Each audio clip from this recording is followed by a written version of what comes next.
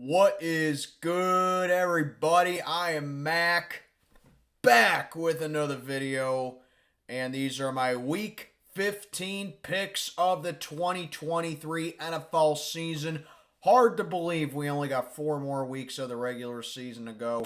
As always, do me a favor, like, comment, subscribe, follow on Instagram, link in the box below, as I really need a much better week this week than I had in week 14. By far my worst week in week 14. I went 7-8. Started off the week 0-4, and it just went downhill from there. I had a little bit of a late surge, but because apparently I'm not allowed to have a Monday night game right, I got both of them wrong, and it costed me a winning week. So 7-8, got to do better this week.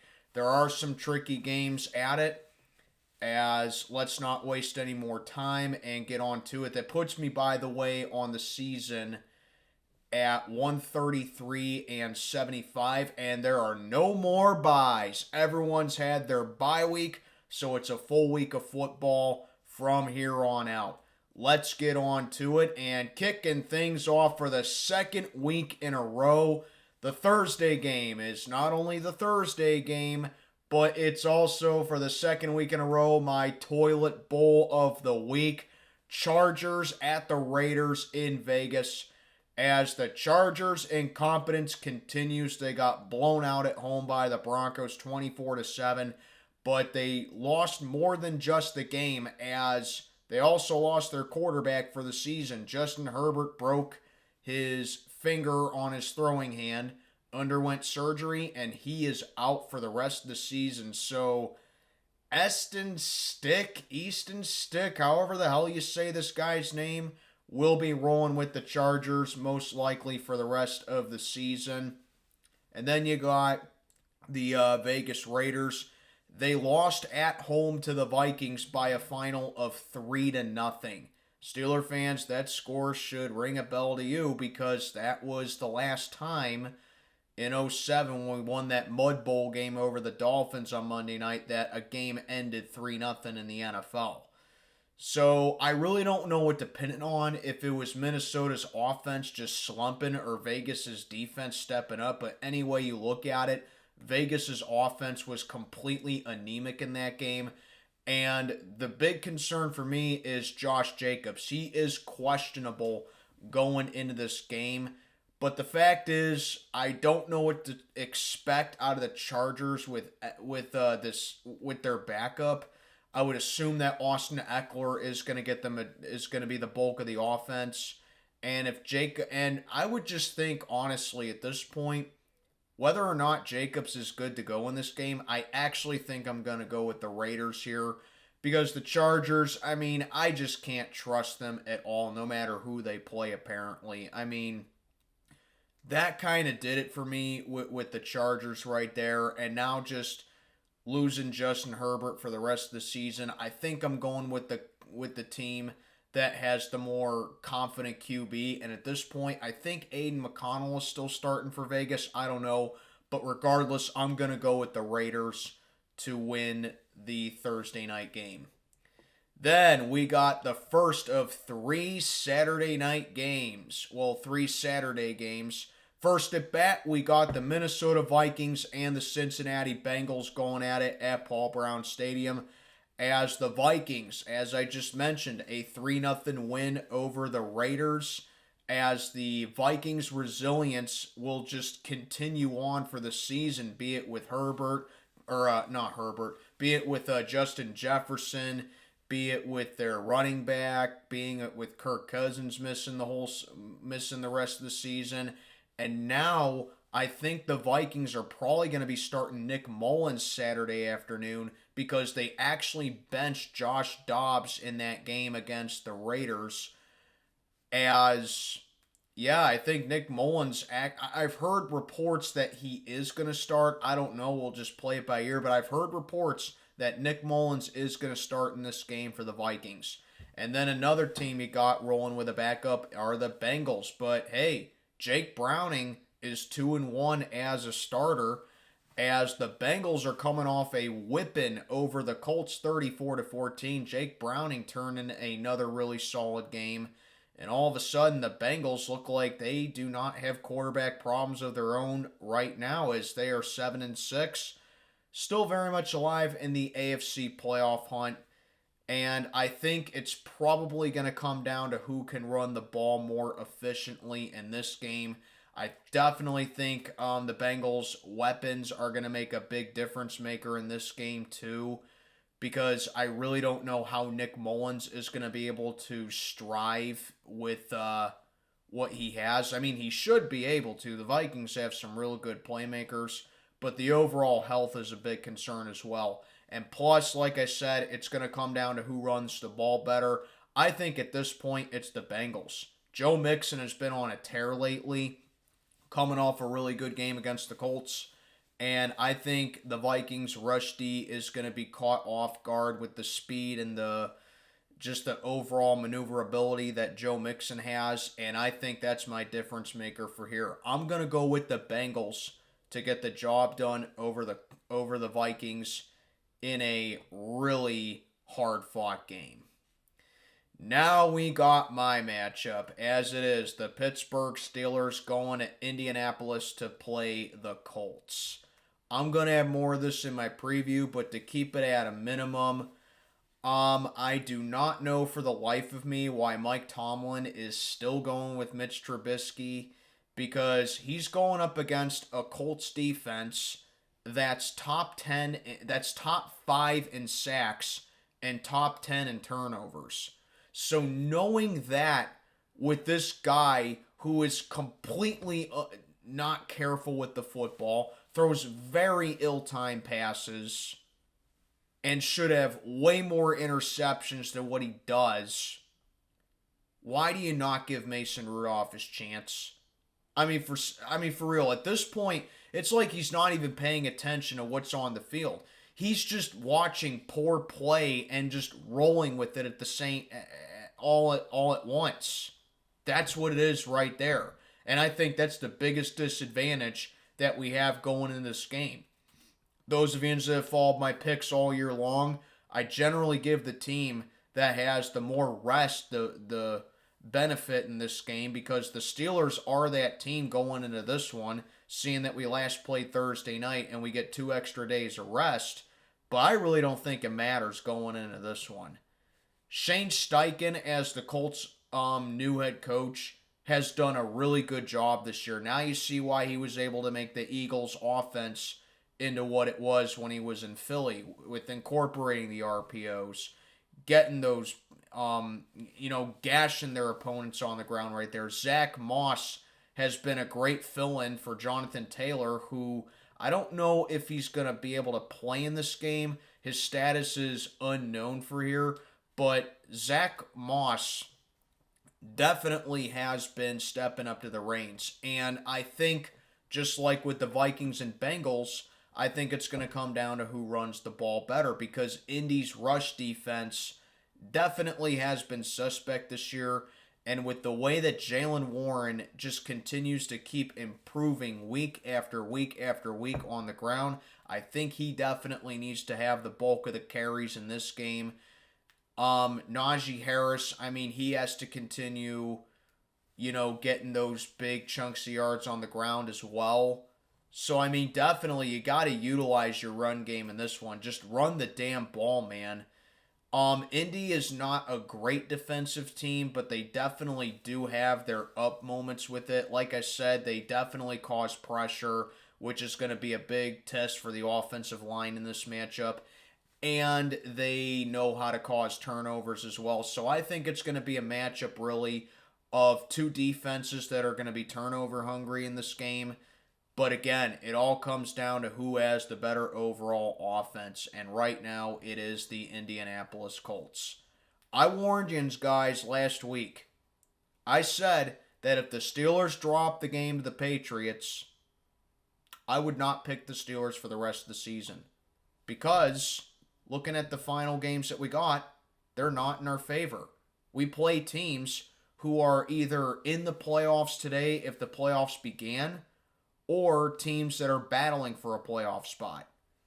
And Indy's offense, let's face it, has just been head and shoulders better than us this year.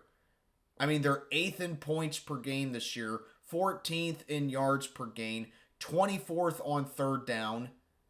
And while Gardner Minshew may not be a franchise starter, he's definitely a capable backup who's serviceable and can win you games. I mean, sure, he's inconsistent and he has his ups and downs, but you know what? I'll take his ups and downs over what we have at QB any day of the week at this point. And I know that we have the Colts number, and we haven't lost to the Colts since 2008 when we won Super Bowl 43. But here's the thing. It doesn't matter what we've done in the past. What matters is right now. And right now, these are two teams that are on completely different tracks. Indianapolis has won 4 of the last 5. We've dropped 3 of the last 5. And the Indianapolis Colts right now just look like the better overall team, despite the fact that I think we have playmakers defensively that can outmatch them defensively. But I just think the Colts are just more opportunistic. So yeah, guys, I'm going to go with the Indianapolis Colts to get the job done over us. It's just a knock on wood type of pick for me, as always. But I'm rolling with the Colts to get the job done over us. Rounding out Saturday night, this is my game of the week right here. We got the Denver Broncos going to Detroit to play the Lions. Yes, this is my game of the week right here. I think this is going to be a phenomenal game right here. You got a battle of two teams that are really hungry to make some noise in their respective conferences. Let's talk about the Broncos first.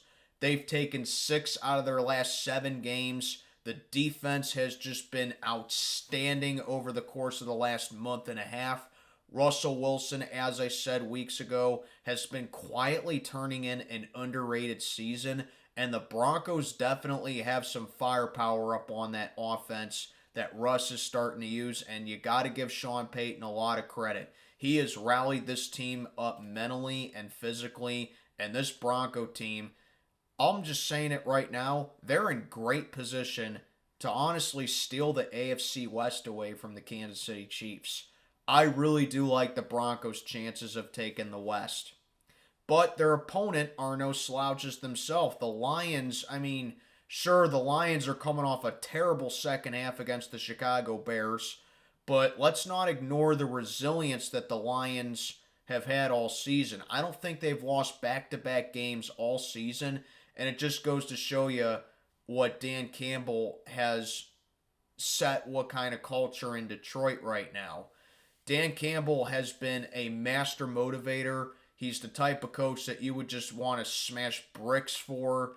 The guy is tough, he's hard-nosed, and he always gets his team in the best shape possible. So, I mean, it's a battle of two coaches that are definitely Coach of the Year candidates. Two coaches that are hard-nosed, two coaches that strive to win, and two really good teams that have been resilient this year. Like I said with the Broncos, they gave up 70 points to Miami. Everyone says they're done. All the Broncos have done now is assert themselves in the playoff hunt, and there are some people out there, myself included, saying that they could honestly take the West from Kansas City. And then I just mentioned it with the Lions, the resilience they've had all season, the magical run that they've had. They have not lost back-to-back games all year. So really, I mean, it's going to come down to a couple of things here. It's going to come down to Jared Goff going up against Denver's defense here, because the Broncos are great at the pressure, and they too are a scrappy bunch when it comes to causing turnovers. So I think that's the thing right there. Broncos got to make Jared Goff make bad decisions. They got to make the offense. They got to catch the offense off their guard, and they got to be able to force turnovers. Jared Goff can definitely be careless with the football sometimes, so I think that's an advantage for Denver right there. But then you got to take a look at the Lions. The Lions definitely know how to gash you on the ground, and I think David Montgomery and Jahmyr Gibbs definitely have to be the biggest X factors in this game, because while Denver is really good with causing pressure, their rush defense I'm still not completely sold on, even though it looks really good at some times, but then other times it just looks off. So I think the Lions definitely got to use their ground game here. So overall, this is a matchup to where, like, it should be 50-50 in my opinion. And I can definitely see either team pulling it out. But there's two factors that make me make my pick here. Number one, Jared Goff has a lot of experience playing Russell Wilson, and he has a lot of experience beating Russell Wilson too, knowing that he used to be with the Rams, and the Rams and Seahawks obviously play each other twice a year. And Jared Goff has had some really good success against Russell Wilson. And number two, the Broncos are coming. This is the second consecutive road game for the Broncos, and they're flying out to Detroit from LA. That's a little bit of a travel right there, and Denver's on a little bit of a short week. The Lions, I mean, sure, they're traveling back home as well, but they don't really have to go far from Chicago to Detroit. So really, both teams are on a short week disadvantage for this one. So again, if you follow my channel, you probably know where I'm going with this. I don't know who to pick, so I'm going to go with the home team.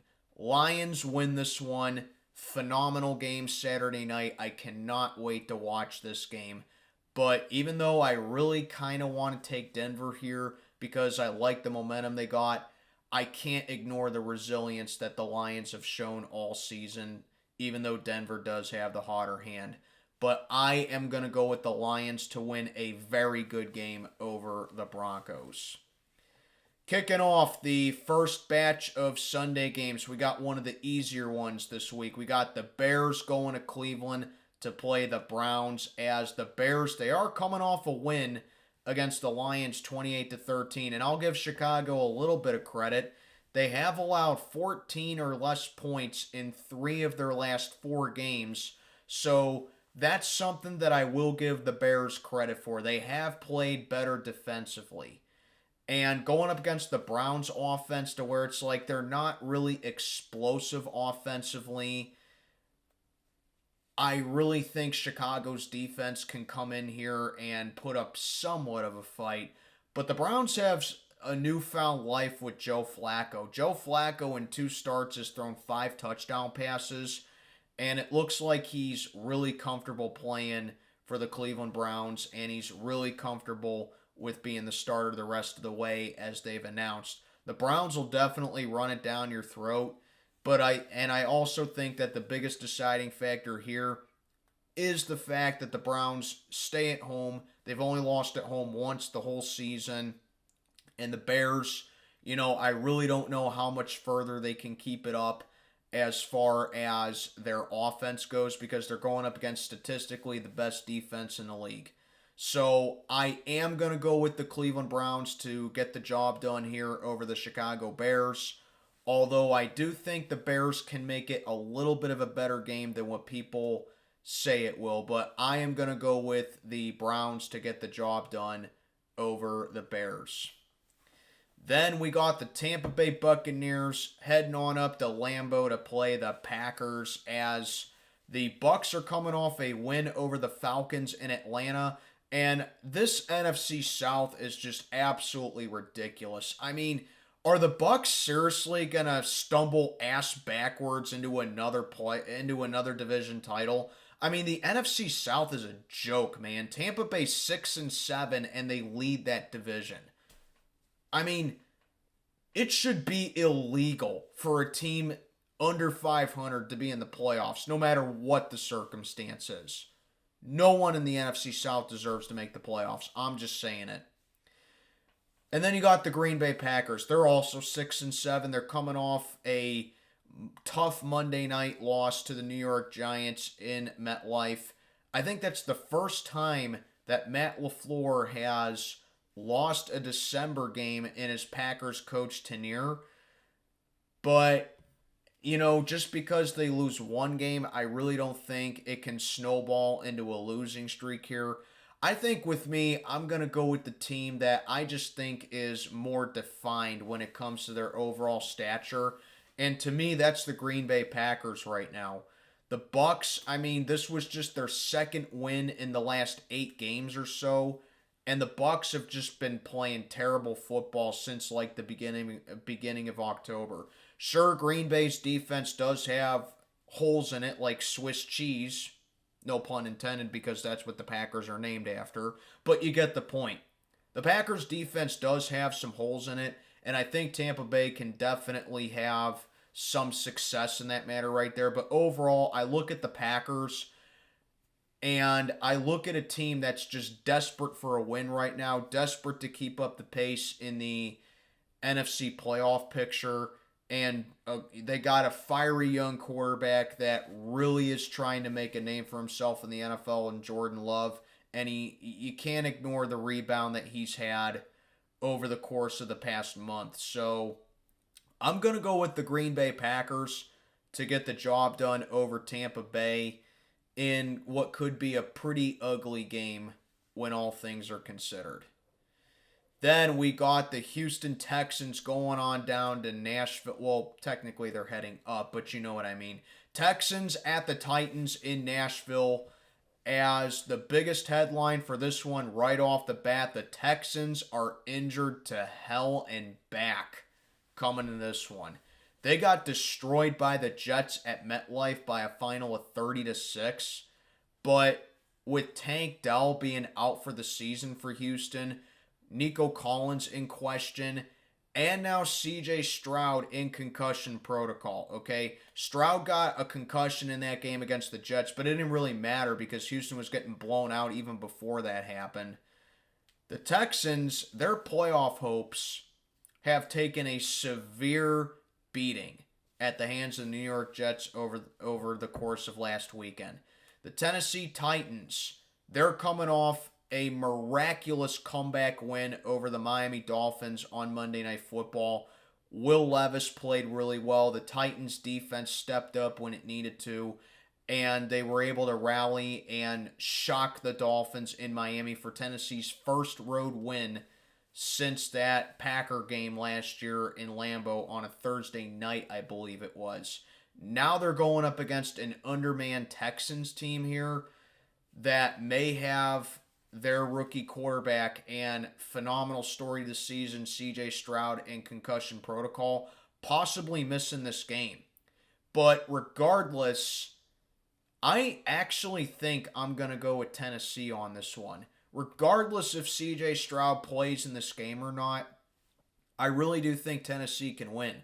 Because think about it. The Texans are undermanned coming into this game. CJ Stroud, there have been moments where he struggled against a good pass rush, and Tennessee does have a really good pass rush when they're, with Mike Vrabel at the helm right there. So I really do think Tennessee can take advantage of that right there. Plus, they got the Derrick Henry factor.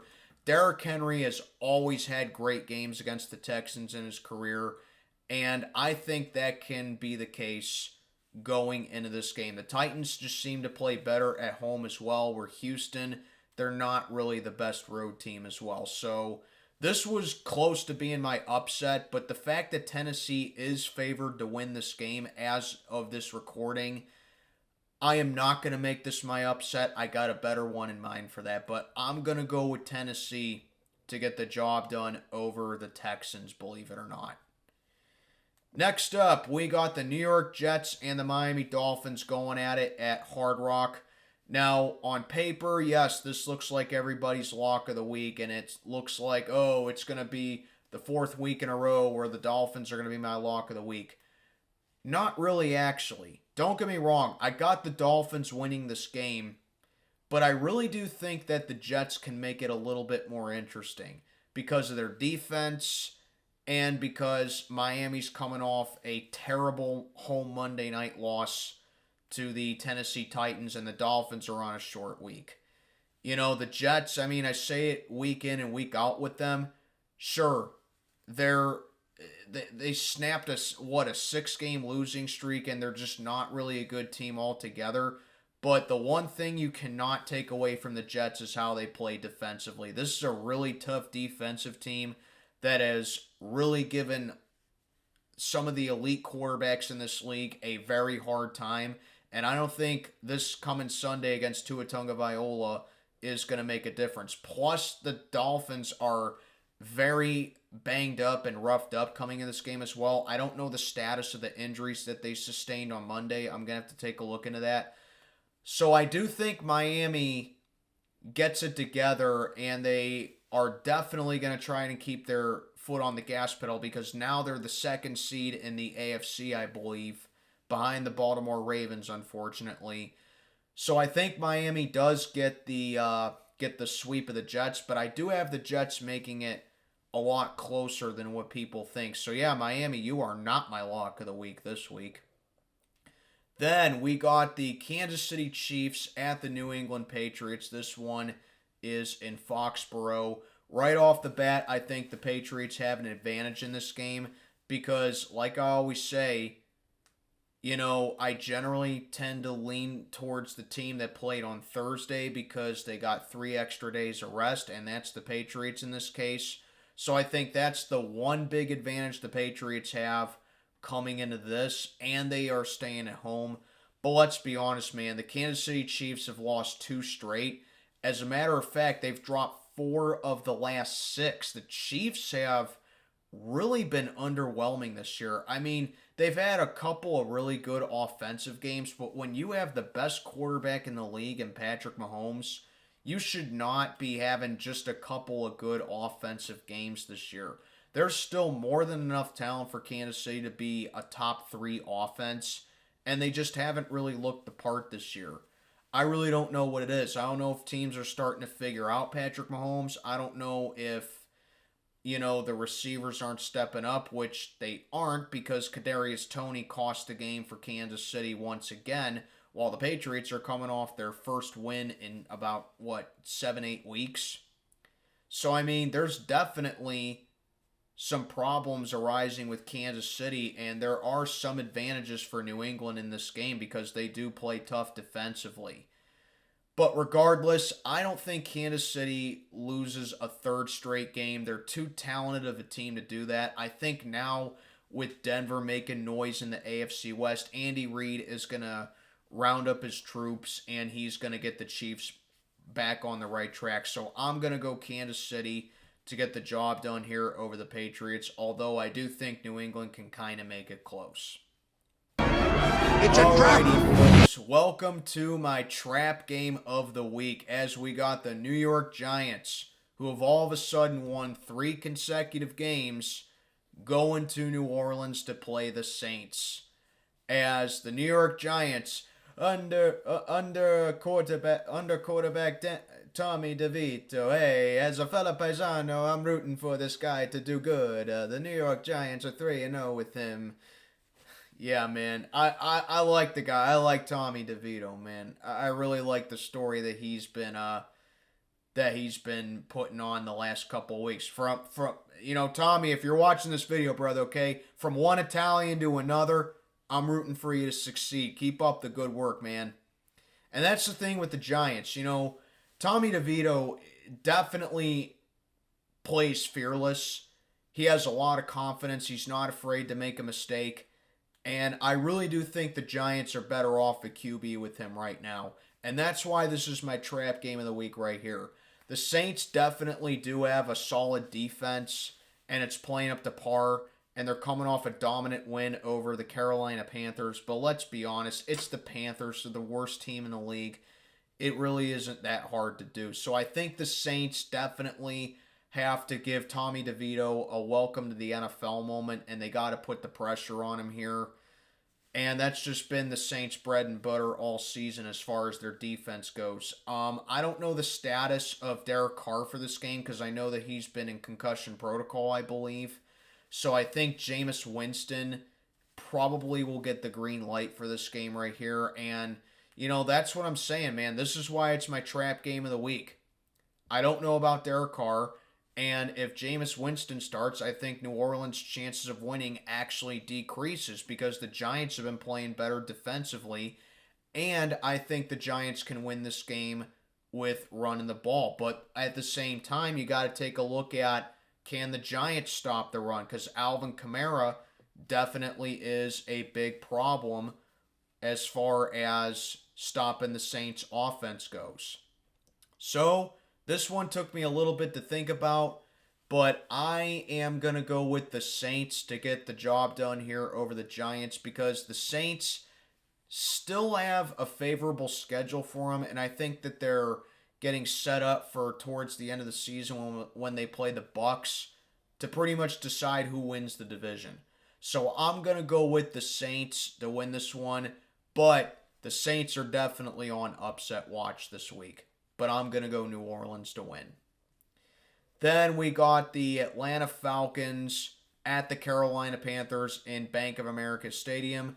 Short, sweet, to the point, give me the Falcons. The Panthers are definitely done. I mean, they really need to start Andy Dalton for the rest of the season because you cannot take that heavy risk of getting your quarterback that you mortgaged everything for when you don't even have the first overall pick going into next year's draft. That belongs to the Chicago Bears, assuming that they do end up with the first overall pick.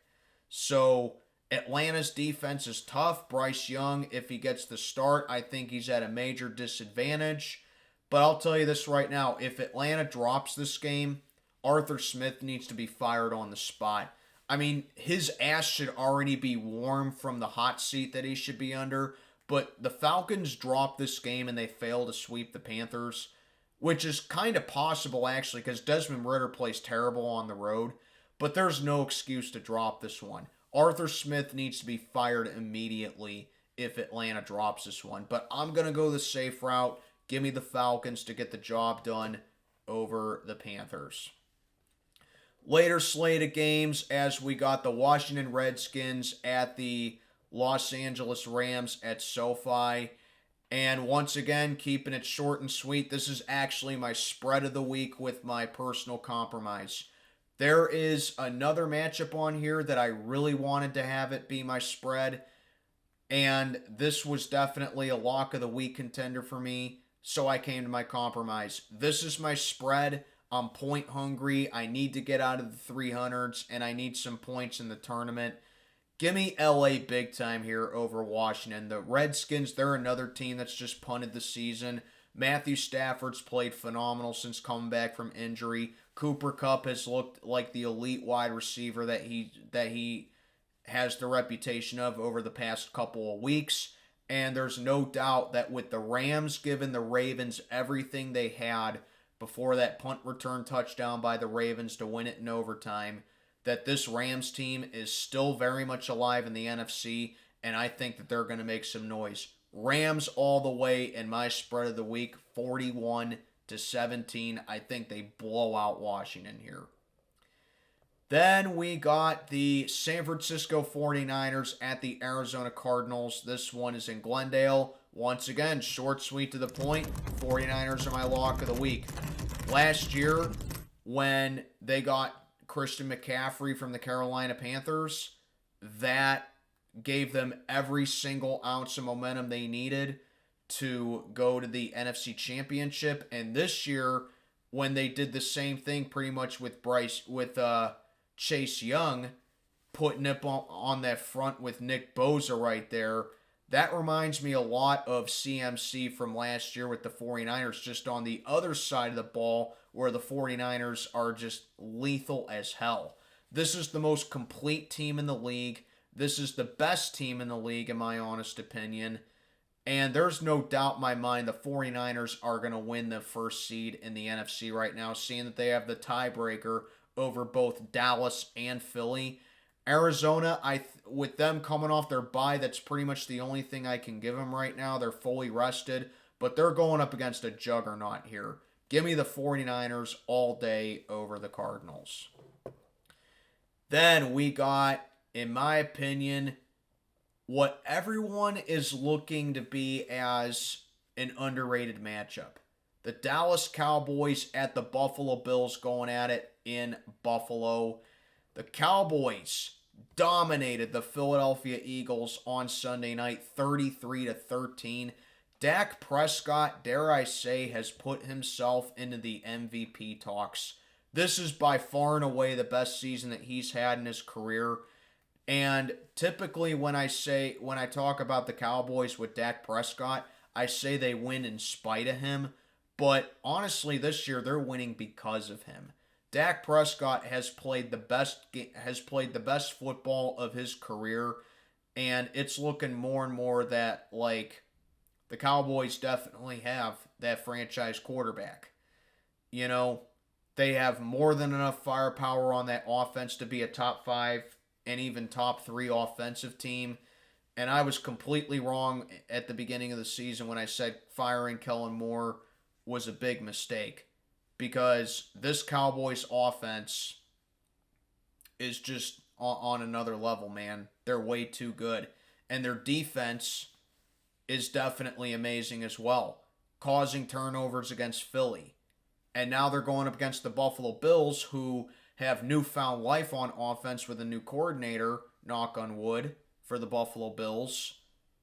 But the Bills have just been really tricky to figure out. They've been very up and down this year, and they're 7-6 coming off an inspiring win over the Kansas City Chiefs, in my opinion.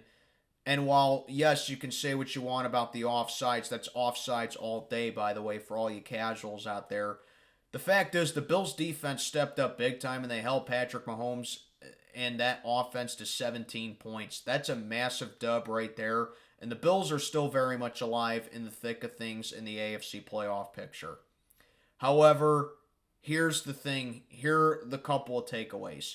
First of all, this is the Cowboys' first road game in a month. Okay? So advantage for Buffalo right there for the Bills being able to stay at home. However, here are the deciding factors right here. Like I said, the Bills' defense has been very spotty this year. They were able to hold Patrick Mahomes in check. And now they got to go up against a blazing hot Dallas Cowboys offense going at it for this one. I really don't know, with the Bills' defense being unpredictable this year, how they can fare with that. And finally, what's the one narrative that everyone says about the Dallas Cowboys? Oh, they dominate bad teams and they can't beat good teams. Well, they're coming off a 20-point win over the defending NFC champions in the Philadelphia Eagles. And correct me if I'm wrong, but they're a pretty good team. They're 10-3. Currently the first wild card in the NFC, but still you can never take the Philadelphia Eagles lightly. So the Cowboys, in back-to-back weeks, have won games where their opponent was over 500. The Cowboys are starting to beat these teams that they need to beat to make some serious noise in the NFC. So, Buffalo, I really don't know how with their offense is going to go. If Josh Allen is going to be able to face the music with that Dallas defense right there. But I'm going to go with the Dallas Cowboys here to keep it rolling.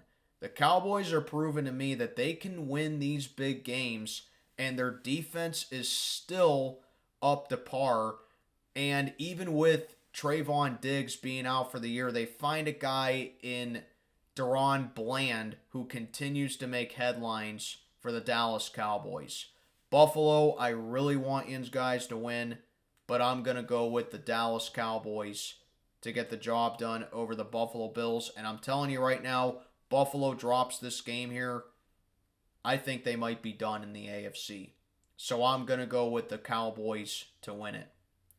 Sunday Night Football down in Jacksonville. Check your local listings as we got the Baltimore Ravens and the Jacksonville Jaguars. Yes, there's no rivalry of the week this week. I failed to find one. But we got the Ravens and the Jaguars going at it in Jacksonville. So, hate to say it as a Steeler fan, but the Ravens are the number 1 seed in the AFC right now. They are playing some great football. Offense is clicking on all cylinders, and the defense ain't doing too shabby either. Ravens got that first seed with Miami's massive choke job against the Tennessee Titans on Monday night. So, I mean, all is looking well for the Baltimore Ravens right now. You know, most of their games this year, they've been close in all of them. They have not lost by double digits this whole season. And then there's also times where they've just completely dominated their opponents like they did to Seattle and Detroit. So, I mean, Ravens fans are obviously very excited about this team going forward. But you got to take a look at their opponent in the Jacksonville Jaguars. Even though they only lost by 3 to Cleveland, I think they lost 31-28 if I'm not mistaken. Trevor Lawrence did play in that game, and if there's anything that tells me anything about Trevor Lawrence is that he's built differently than most quarterbacks in this league. He can play through the injuries. He can play when he's not at 100% and still turn in a solid game. I mean, granted, he did throw a couple of interceptions, I think, and Jacksonville just wasn't careful with the ball. But still, Trevor Lawrence is now going to have a full week of rest. And I think with the Jaguars being at home, that can serve as an advantage here. So I think it's also going to come down to who can run the ball more efficiently in this one. The Ravens, I mean, we all know their bread and butter is running the ball. You got Lamar Jackson, you got the running back by committee type of offense that they got. But the Ravens can also beat you through the air now as far as Lamar Jackson's weaponry goes. It's the best that he's had in his career. And the Ravens defensively, while they have had their moments when it comes to being able to sustain a lead, because the Ravens have had a couple of choke jobs this year against us and Cleveland, I really don't know if it's going to be an easy task trying to sustain Trevor Lawrence and Travis Etienne and the weapons that the Jaguars have, because that is definitely going to test Baltimore's defense. Now, the Jaguars defensively, they do struggle with stopping the run. So I think the Ravens definitely have to run it down their throats like they usually do. So honestly, this game is not as easy as you think. A lot of people are saying, oh, the Ravens have all the advantages in the world in this game with how they play defense and how they can stop the Jaguars at their own game. I say not really, as this is my upset of the week. That's right, I'm going Jacksonville to win this game here. Why? Like I said, Trevor Lawrence is built differently. I think that he is able to work well against Baltimore's pass defense. And I honestly think that the Ravens being a little undermanned coming in this game is going to serve as a factor for this one. I think if they give Travis Etienne the ball enough, and they allow Trevor Lawrence to get in a position to where the Jaguars can pull off the win, I really do like Jacksonville's chances of pulling it off. I think the Jaguars know now, with Houston being undermanned and the Colts having us to play Saturday night, it's going to serve as motivation for them. And Doug Peterson is a master motivator for this Jacksonville team. The Jaguars are my upset of the week. I'm taking them to beat the Ravens. Finishing off Week 15, we got Monday Night Football between the Philadelphia Eagles and the the Seattle Seahawks in Seattle, as the Eagles all of a sudden have dropped 2 straight games, both of them in blowout fashion, and they're 10-3, falling all the way to the first wild card in the NFC. Philly is still in great shape to make the playoffs, but I'd be lying to you if I didn't say the Eagles are in trouble. They just do not look like themselves over the past couple of weeks. Their defense has just been getting beaten up.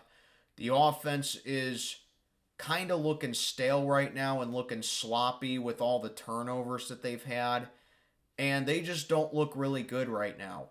The Seattle Seahawks are on a slump as well, as they've lost 4 straight games. And even though they can obviously still put points up on the board, the Seahawks defense has been losing them these games. So something's got to give with these two. They're both on losing streaks going into this game.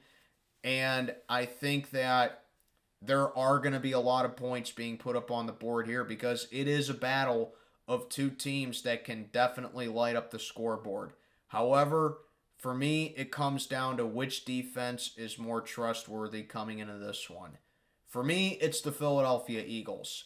I mean, sure, the pass defense is suspect. The rush defense has been getting beaten up lately. And the Seahawks definitely do have that talent on offense that can beat up on Philly's defense some more. But I counter that with saying Philly's offense is just way too good for Seattle. They're now going up against an incredibly pissed off Eagles team who lost to, in my opinion, the two best teams in the NFC right now in the 49ers and the Cowboys. And I will be stunned personally if that is not the NFC Championship game this year between San Francisco and Dallas. So throwing it back to the 90s even more. I mean, they met in the playoffs the past 2 years. But just like how in the 90s they played each other in the NFC Championship 3 straight years, I think that's what it's looking like for the NFC Championship this year. Philly, they are just going to want to unleash all their anger out on a weak defensive team like Seattle does. The Seahawks, I mean, it's going to kind of remind me of their game against Dallas, where I definitely think they are going to give Philly everything they got, but it's going to come down to, like I said, which defense is more trustworthy. I trust the Eagles getting a big stop against Seattle more than I trust the Seahawks defense trying to stop Jalen Hurts and that high-flying offense Philly has. So I'm going to go with the Eagles to snap the losing streak here, get back to their winning ways, and drop Seattle further out of playoff contention, and that could very well end Seattle's season. They are in desperation mode. And that'll do it. Those are my Week 15 picks of 2023. Tourney members, yins all know the drill, and let's just have a better week, man. We all need it. This is Mac checking on out for the day. Have a good one, everybody.